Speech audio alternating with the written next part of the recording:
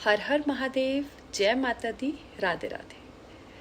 आइए कथा में आगे बढ़ते हैं। तो आज हम बात करेंगे देवी भागवत महापुराण के पूर्वार्ध के 9वें अध्याय के बारे में।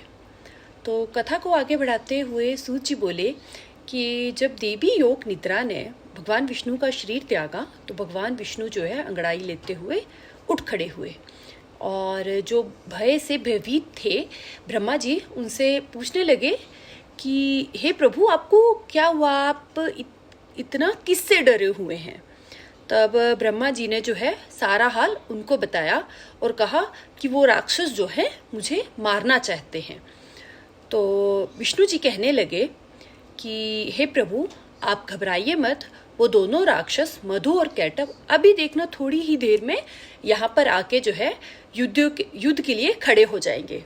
और अभी विष्णु जी कह के ही खत्म हुए थे इस बात को, उतने में जो है वो दोनों राक्षस वहां पर आ पहुंचे और ब्रह्मा जी को जो है वो डराने लगे कि हाँ, हे बूढ़े ब्राह्मण, तू किसके पास आया है? ये तो खुद सांप की शैया पर सोया हुआ है। तो पहले हम तुझे मारेंगे और उसके बाद जो है इस सांप की शैया पर सोने वाले विष्णु का वध कर देंगे। तो उतने में विष्णु जी उनको कहने लगे कि चलो देखते हैं, आओ मैं युद्ध के लिए तत्पर हूँ, युद्ध शुरू करो। तो युद्ध शुरू हो गया और युद्ध को करते करते विष्णु जी और मधु कैटव को 5000 साल बीत गए। तब युद्ध करते करते विष्णु जी के एक दिमाग में बात आई कि ऐसा क्या है इनके पास कि 5000 साल से जो है ये युद्ध खत्म ही नहीं हो रहा है।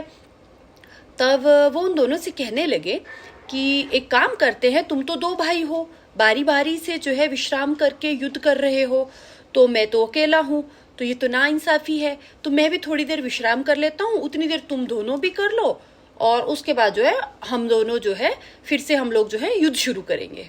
वो दोनों मान गए और जाके थोड़ी दूर विश्राम करने लगे। विष्णु जी विश्राम करते करते सोचने लगे कि ऐसा क्या है इनके पास। तब उन्होंने ध्यान में देखा कि देवी भगवती से इन दोनों ने जो है इच्छा मृत्यु का वर पाया है। तो ये तो देवी भगवती की माया के बिना जो है मृत्यु को प्राप्त नहीं हो सकते।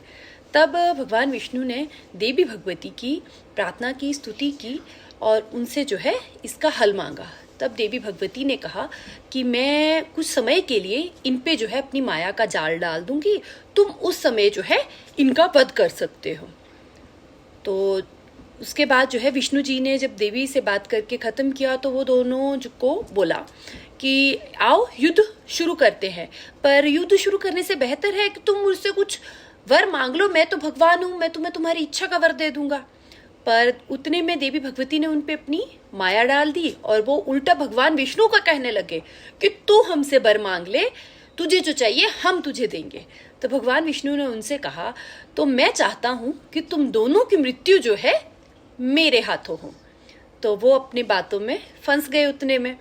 तो भगवान विष्णु ने जो है उनको ऐसा करके जो है अपनी बातों में फंसा लिया। तो उतने में जो है उनको समझ आ गया कि अब हमारी मृत्यु जो है वो तय है। तब उन्होंने प्रभु से एक विनती की कि प्रभु, हम चाहते हैं कि इस जल में हमारी मृत्यु ना हो। तब भगवान विष्णु ने जो है उन्हें अपनी गोद में रखा और उन दोनों का शीश जो है उनके धड़ से अलग कर दिया और उनकी शरीर से जो मेद, जिसे हम बसा चर्बी कहते हैं, जो निकला और उस जल में मिला, तो उससे जो है हमारी पृथ्वी का निर्माण हुआ। इसीलिए हम पृथ्वी को मेदिनी भी कहते हैं। और इसी के साथ जो है इस अध्याय का अंत भी हो गया। हर हर महादेव, जय माता दी, राधे राधे।